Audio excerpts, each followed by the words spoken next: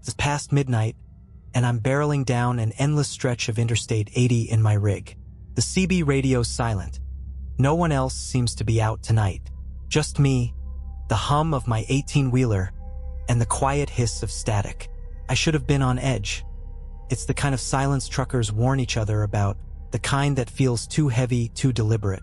But my head was full of deadlines and the load I had to get to Chicago by morning. Then I saw her. She was standing on the shoulder, barely lit by my high beams. A thin figure wrapped in a tattered coat. Too thin, actually. Gaunt like she hadn't eaten in weeks. Her hair stuck to her pale face, wet from the rain that was starting to come down in a steady drizzle. My foot instinctively moved toward the brake, but something in my gut screamed, "Don't stop." Every trucker hears stories. Hitchhikers who aren't what they seem, setups for ambushes, or worse. I tightened my grip on the wheel and blew past her, keeping my eyes locked on the road ahead. But then my CB crackled to life. "Hey, driver." A woman's voice, soft and low, slithered through the static. "You forgot me." I almost swerved off the road. The CB was off. I never turned it on. My truck's headlights flickered as I slammed the switch, and for half a second, the darkness outside seemed to rush in like a living thing. When they came back on, she was standing in the middle of the road ahead. Not running, not panicked, just staring. Her mouth moved, whispering something I couldn't hear over the roar of my engine. Reflex kicked in, and I yanked the wheel hard to the left, sending the truck skidding across the rain-slick asphalt. Somehow, I avoided the ditch, but my heart was pounding as I fought to regain control.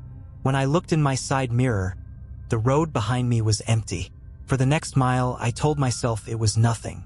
A trick of the light, my mind playing games. Maybe I'd been driving too long, losing focus. But the CB wasn't done with me. "You can't run," the voice whispered again, clearer now. "They never do." The hair on my arms stood straight. I reached for the mic, my hands trembling, and stammered, "Who the hell is this?" Static. Then laughter. Low and guttural at first, but rising into something shrill and unnatural, like it didn't belong to anything human. I grabbed the volume knob, turning it all the way down, but the sound didn't stop. It grew louder, bleeding into my ears, until it was the only thing I could hear. I slammed my fist into the dash, and the sound stopped. For a moment, I thought it was over. The road ahead stretched out like a black ribbon under the rain, and my wipers swiped uselessly at the downpour. My chest heaved as I tried to calm myself, gripping the wheel like it was the only thing keeping me tethered to reality. That's when I noticed the smell. Rot. The cloying, sickly sweet stench of decay filled the cab, making my eyes water and my stomach churn. I gagged, rolling the window down to let in the rain and cold air, but the smell only grew stronger. And then, she was in the passenger seat. Her face was inches from mine, her hollow eyes locked onto mine like black holes. Her lips were cracked, peeling back into a grin too wide for her face. "You shouldn't have left me," she hissed. I screamed, jerking the wheel hard to the right. The truck veered off the road, the trailer jackknifing behind me as I fought to regain control. When I finally brought the rig to a stop, the passenger seat was empty. But I wasn't alone. The whispers started again, not just from the CB but from everywhere. They surrounded me, voices overlapping, growing louder and louder until they were deafening. The last thing I remember before blacking out was the truck's headlights flickering again, plunging me into total darkness. I woke up hours later, my rig parked neatly on the shoulder as if nothing had happened. The rain had stopped, and the sun was just starting to rise, casting long shadows over the empty highway. But the seat next to me wasn't empty. There, sitting neatly in the passenger seat, was a single, muddy footprint. I stared at the footprint, my pulse pounding so hard it felt like my chest might explode. It wasn't just muddy, it was damp, like someone had just stepped out of the rain and into my truck. But the door hadn't opened. I would have heard it. Gripping the wheel, I forced myself to breathe, to think logically. Maybe I had imagined it. Maybe this whole thing had been a stress-fueled nightmare, the result of too much caffeine and too many hours on the road. I wiped my face, smearing cold sweat across my palm, and reached for my phone to call dispatch. No signal. I glanced at the CB, half expecting it to crackle to life again, but it was silent. The only sound was the low hum of the idling engine. That silence felt heavier now, pressing in on me from all sides. I didn't realize my hand was shaking until I saw it reflected in the windshield. Pull yourself together. It's just a footprint. I put the truck back in gear, the trailer groaning as it shifted behind me, and eased back onto the highway. The sun was rising fast, and the pale orange light stretched long shadows across the empty road. Maybe it was psychological, but I swore the air inside the cab still smelled faintly of rot. The next few miles passed in eerie quiet. No cars, no radio chatter, just the rhythmic thump of my tires on the asphalt. I tried to focus on the road, to shake the feeling that I wasn't alone, but every so often, I caught movement in my side mirror. A flash of something pale and thin darting just out of view. At first, I convinced myself it was nerves, shadows playing tricks on me, but when I looked again, I saw it clearly. A figure running alongside the truck, not on the road, on the trailer. She was crouched low, her limbs impossibly long, her head tilting at an unnatural angle as she crawled along the side of the trailer like a spider. Her face turned toward me, and I could see her grin, wide and gleaming, even through the rearview mirror. Jesus Christ!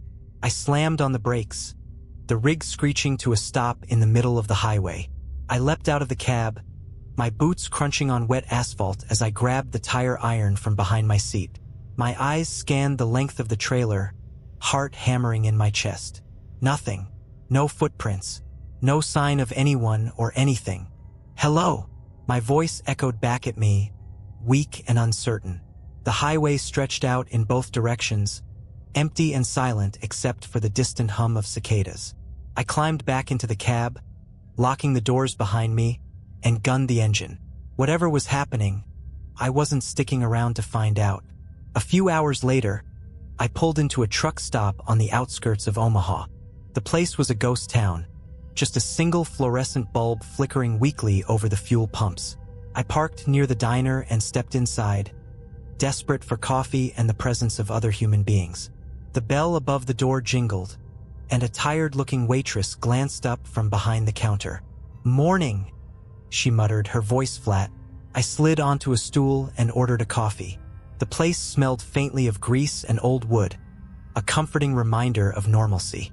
As she poured the coffee, I noticed an old trucker sitting in the corner booth, his face hidden beneath a tattered ball cap. He was staring at me, his hand wrapped around a steaming mug. "You look like you've seen a ghost," he said, his voice gravelly. I laughed nervously. "Something like that." The waitress snorted. "You ain't the first trucker to come through here with a story like that." She leaned on the counter, lowering her voice. "You been on 80 through the dead stretch, haven't you?" "The what?" She glanced at the old man, who nodded grimly. "It's a patch of highway," she said. "They say it's cursed. People see things that aren't there. Hear voices. Some drivers disappear altogether." The words sent a chill down my spine. "You're joking." The waitress didn't smile. "Keep your doors locked," she said, sliding the coffee toward me. "And don't pick anyone up." As I walked back to my truck, the sun was high, burning away the morning mist.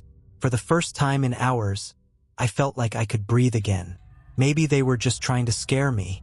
Small-town folklore, the kind of thing people tell each other to pass the time. But when I climbed into the cab, the smell of rot hit me like a freight train. And in the passenger seat, the muddy footprint had multiplied. I froze, staring at the seat. The muddy footprints weren't random, they formed a pattern, spiraling outward like a grotesque flower, each print overlapping the last in perfect symmetry. The air in the cab felt heavy, suffocating, like the walls were closing in. My instincts screamed at me to get out, but my body wouldn't listen. Then the CB crackled to life. "You left me again." The voice was unmistakable, low, hollow, and crawling with malice. "You can't keep running." The speaker let out a long, wet sigh, the kind that made my skin crawl. My eyes darted to the mirrors, scanning the truck stop for anyone or anything, that could explain this. But the lot was empty. Even the waitress and the old man had vanished. I grabbed the CB mic, my voice trembling. "Who the hell are you? What do you want?" Silence. Then the voice returned, mocking. "You already know." The spiraling footprints on the passenger seat began to fade, the mud dissolving into the fabric like it was sinking into the seat itself. My stomach churned as the smell of rot grew stronger, clinging to my clothes, my skin. And then I heard it, a soft, rhythmic tapping. Not through the CB, not from outside the truck, from inside, behind me. I whipped around, my heart slamming into my ribs. The sleeper cab was dark, the curtain partially drawn. I could barely make out the shadows shifting as the truck swayed gently in the wind. "Get out," I muttered to myself, fumbling for the door handle. "Just get out." But before I could move, the curtain yanked open, revealing the figure crouched in the shadows. She was pale, impossibly thin, her joints bending the wrong way as she unfolded herself. Her eyes were black pits, her grin splitting her face in two. She lunged forward. I fell back against the dashboard, the cab filling with a screech that felt like nails dragging across my brain. My hands fumbled for the tire iron, swinging blindly as she crawled closer, her movements impossibly fast and erratic. The truck lurched as her weight shifted, and I slammed my foot against the air brake. The sudden jolt threw her backward, and I didn't wait to see if she'd get back up. I threw the door open and jumped, landing hard on the asphalt. The truck sat there, engine idling, its lights flickering. The air was eerily still, the only sound my ragged breathing and the distant hum of cicadas. For a long moment, nothing happened. No movement, no sound. Then, slowly, the driver's side door creaked open. I stepped back, my legs trembling, as the figure emerged. Only it wasn't her this time. It was me. He, asterisk at asterisk, looked exactly like me. Same jacket, same boots, same wide-eyed expression of terror. But its grin was too wide, its movements too smooth. It tilted its head, studying me like a predator sizing up its prey. "You can't leave," it said, its voice a distorted echo of my own. "You're already part of the road." I stumbled back, my feet skidding on the wet asphalt. "What do you want?" I screamed. It didn't answer. Instead, it stepped forward, raising a hand that was too long, too thin, its fingers ending in sharp, blackened tips. The world seemed to tilt as it moved closer, the edges of my vision blurring like I was being pulled into a dream or a nightmare. "Run," it whispered. I didn't need to be told twice. I turned and bolted, my boots pounding against the pavement as I sprinted toward the diner. My lungs burned, and the world around me seemed to twist and warp, the shadows growing longer and darker. When I finally reached the door and yanked it open, the interior was different. The diner wasn't empty anymore. It was packed with people. But they weren't eating. They weren't moving. They were staring.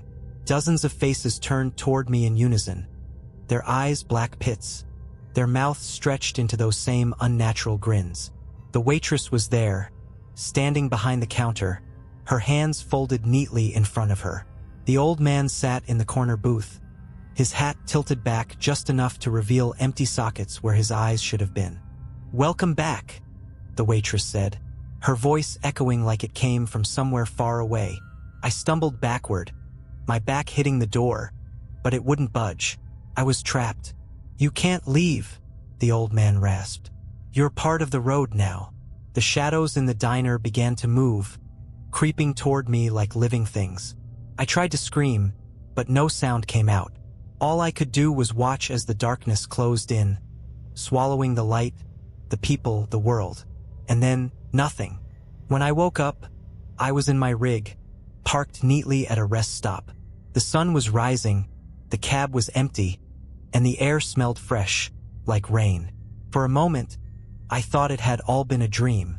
But when I glanced at the passenger seat, the muddy footprints were still there.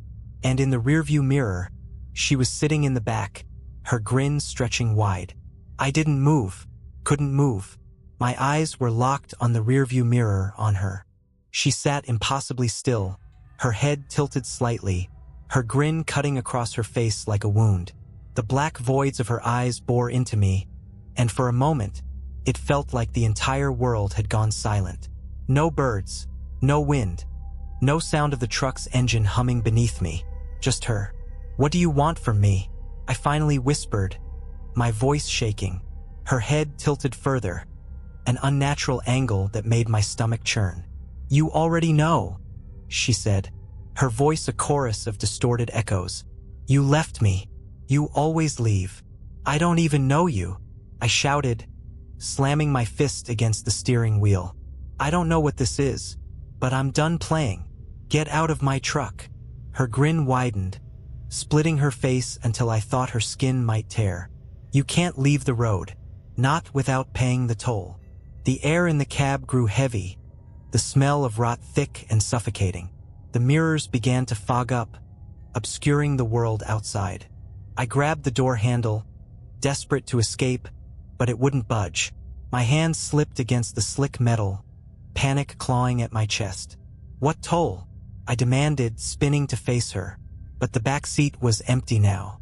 I felt her before I saw her, cold, skeletal fingers brushing against the back of my neck. I whipped around, but there was nothing there, just shadows, deeper and darker than they should have been. "You don't remember," her voice whispered in my ear. "But I do. I remember everything." Memories began to flood my mind, fragments of something I didn't recognize but couldn't deny. A stormy night years ago, my truck roaring down the highway, a hitchhiker standing on the shoulder, her thumb outstretched. I had pulled over. I had let her in. And then, nothing. A blank space where the rest of the memory should have been. "What did I do to you?" My voice cracked as the realization set in. "What happened?" She materialized in the passenger seat, her form flickering like static on a broken TV. "You left me," she hissed. "On that road. Alone. Forgotten. I didn't." The words caught in my throat, but deep down I knew. I had left her. Somewhere along that desolate stretch of highway, I had let her out and driven away. Maybe I'd been too tired to think straight, too desperate to keep my schedule. I didn't know, but I hadn't looked back. "I'm sorry," I whispered, tears stinging my eyes. "I didn't mean to." "It's too late for sorry," she said, her voice rising into a deafening shriek. "You belong to the road now." The cab shuddered violently, the air turning ice cold. My hands gripped the wheel as the truck seemed to move on its own, the engine roaring to life and the tires screeching against the pavement. Outside, the world blurred into a swirling vortex of shadows and light, the highway stretching endlessly in every direction. "You'll drive," she said, her grin fading into something colder, more menacing. "You'll drive until the road takes you, like it took me, and then you'll join the others." "No!" I screamed, yanking the wheel, trying to stop the truck, but it didn't respond. The speedometer climbed higher, the landscape around me twisting into something unnatural. Endless. Infinite. For what felt like hours, days, I drove. My body ached. My eyes burned. But the truck wouldn't stop. The CB crackled occasionally, voices I didn't recognize whispering in languages I didn't understand. Sometimes I saw things on the side of the road. Figures standing in the dark, their faces turned toward me, their black eyes following as I passed. And then, suddenly, it all stopped. The truck came to a jarring halt, the engine cutting off. The world outside was still, bathed in an eerie gray light. I sat there, breathless, waiting for something, anything to happen. The CB crackled one last time. Her voice, faint and distant now, whispered, "The road always takes what it's owed." I looked around. The passenger seat was empty. The smell of rot was gone. But when I stepped out of the truck, I realized where I was. Not on the highway, not at a truck stop. I was in the middle of a deserted stretch of road, endless in both directions. No signs, no cars, just the faint echo of her laughter on the wind. To this day, I'm still driving. The road never ends, and the horizon never changes. Sometimes I see other trucks in the distance, their headlights cutting through the fog, but they never stop. I've come to understand now what she meant by the toll. It wasn't my life she wanted. It was my soul.